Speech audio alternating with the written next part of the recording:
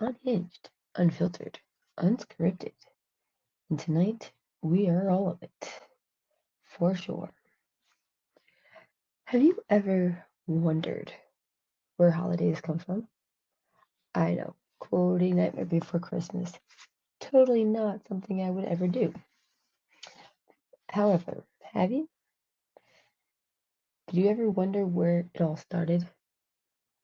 Where we got such crazy ideas about a big jolly man who comes down our chimneys once a year to give us gifts?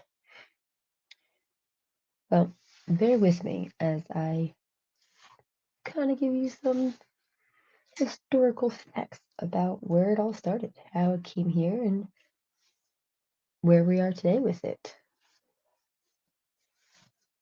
So let's dive in, shall we? Santa Claus actually derives from a real person who is a wealthy saint, let's put it, in what is now modern day Turkey. His name was Saint Nicolaus. Then the Dutch had then taken that and shortened it to Sinterklaas, which, you know, sounds like what we know as Santa Claus. And originally, he was a man who wore a three-pointed blue hat. He actually got his big red jolly look from the poem "'Twas the Night Before Christmas."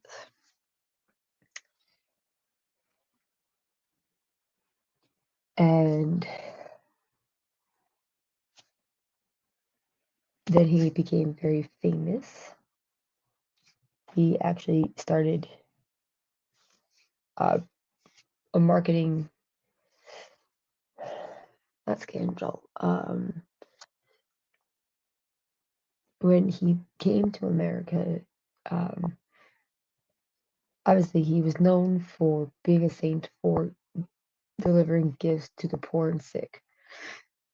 Now, when he came to America, he became vastly popular um, in like late 1800s, 1900s. Um, People were using him as a ploy in marketing to get people to come to their stores to buy stuff, knowing that people would want their pictures taken with him. Uh, so that's a pretty interesting thing. However, Christmas, as we all know, started eons ago as a pagan holiday, which I'm sure most of you already know. And it started with Yule festivals and Yule celebrations, which I'll talk a little bit on some things that we will do for the Yule solstice as well, but also with keeping in, the Christmas values and whatnot. Um, but did you know that in 1659 to 1681, Christmas was actually outlawed in the United States, and anyone who was caught celebrating any of the festivities were fined up to 5 shillings. I'm going to quickly look up because I don't know what that was like in today's money. Give me 1 second. Well,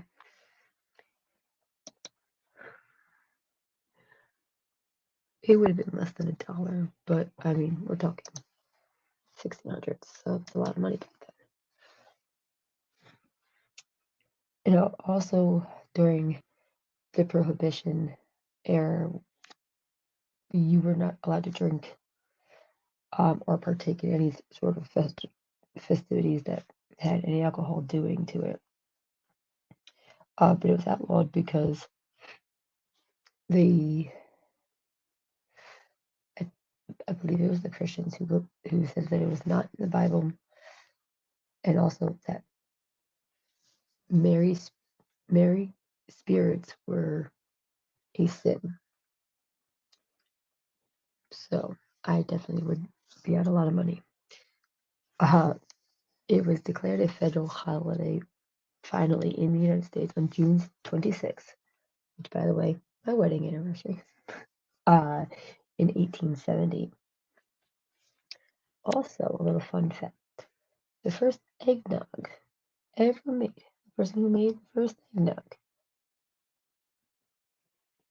was Captain John Smith in Jamestown, which I thought was pretty cool.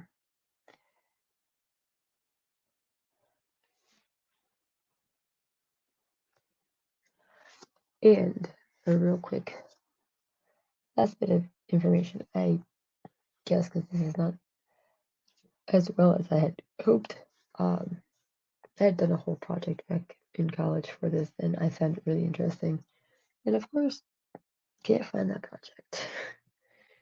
Um, but construction workers started building the Rockefeller Christmas tree tradition in 1931. So Mr. Rockefeller has some good money. Uh, but I had mentioned before a little bit of Yule winter solstice stuff that you all should kind of do, even if you don't celebrate that or whatever. These are just some good things to do towards the end of the year, anyways. With coming into a new one. But basically, what I would ask of you is to sit down, reflect on the year you had. Think about all the trials, all the heartache, all the joy, everything that had happened this year, and reflect on it. Write it down or draw it or however you wish to do so. Just reflect on it and write it down. And then set your intentions for next year. Whether it's to be more productive or to save more, to be more attentive to your friends, whatever it is, write that down. And anything you wish to get rid of, spending habits, eating habits, social media, whatever, write that down. Fold it 3 times and then burn it. Make sure you do it in a container that is fireproof and away from acetone. And I make note to that because of the fact that I once almost burnt my face. Well, I did burn my face. So you definitely don't want to do that.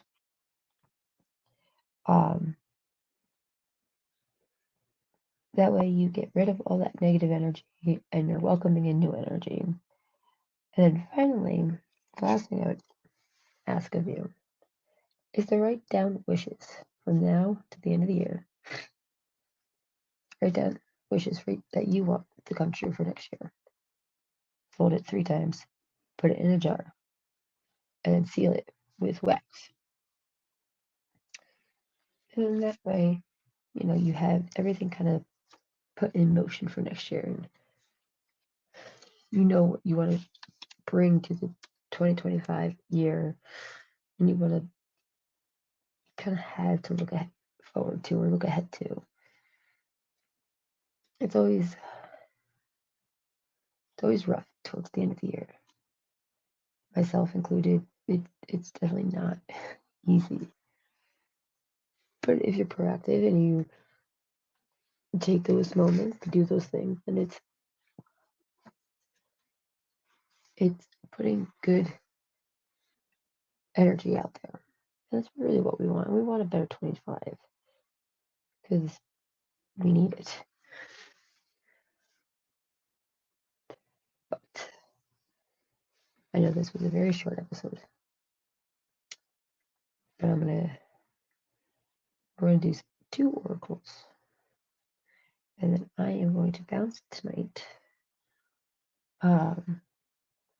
Definitely, if you have any topic ideas, then obviously drop them in the comments below or reach out individually whatever it is. Just let us know and we will do what we can to make those come true. But the first one we're going to do is a nice simple one. It's with the moon, which I've been, I don't want to say doing a lot with the moon recently, but just been, I guess, fixated. Yeah, sounds like a good word.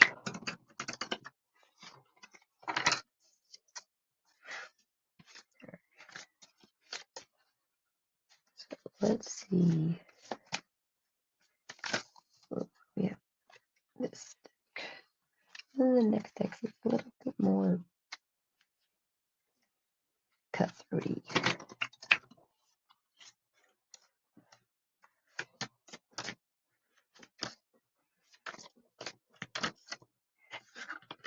It helps if my hands are so tiny.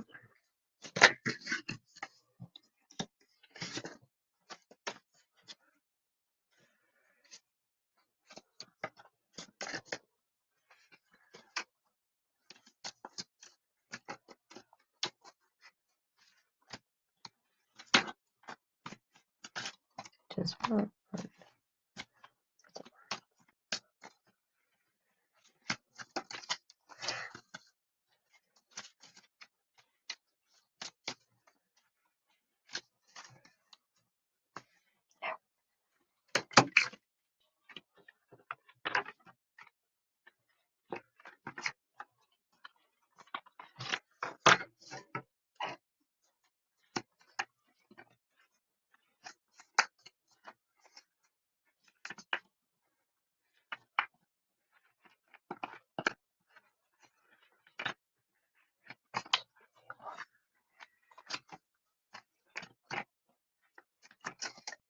Okay, thank you.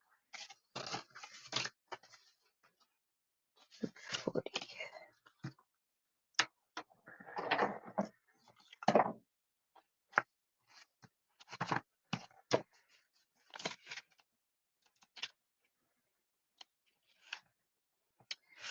So it is moon dust, which the keywords are joy, surprise, and wonder.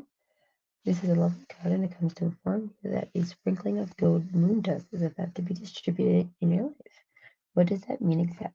Well, it means that magic has been activated and wonderful things are about to happen for you and your loved ones. This card represents a sudden, unexpected turn of events that leads you to a place of great joy and happiness. It might indicate a happy coincidence, a lucky windfall. It is a nice card for those who are feeling a little jaded and in need of a pick-me-up. It will reignite your senses of wonder and awe in this magical world we live in. While it's not an energy that sticks around for long, we will know when it's playing out in your life because you will experience something that simply blows you away. Enjoy it for what it is and take the chance to make some lasting memories, which is, I think, very fitting with the holiday season upon us. We all could use a little bit of that. So that was my nice one. Now for the not so nice one, which this one is fun.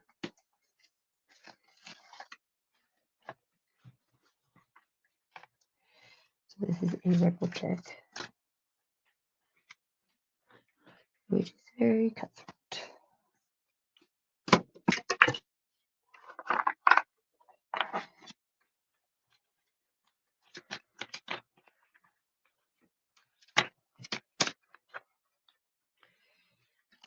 You have to shuffle.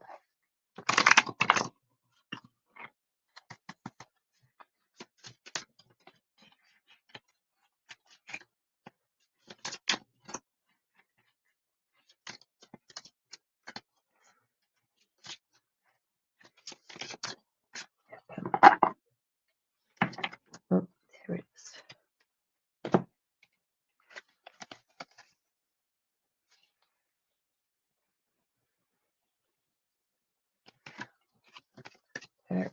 So this one is stop sleeping so damn much. Wake up, you're missing some cool shit. So, with that being said, wake up, enjoy this life a little bit longer till we have the new year.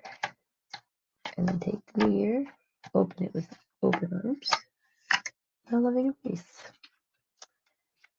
And I will try to do another episode before the holidays. But if not, have a very wonderful Merry Christmas or whatever holiday you do celebrate. Hopefully it's a great and joyous one. And we will see each other soon. Have a great night. Until we see each other again.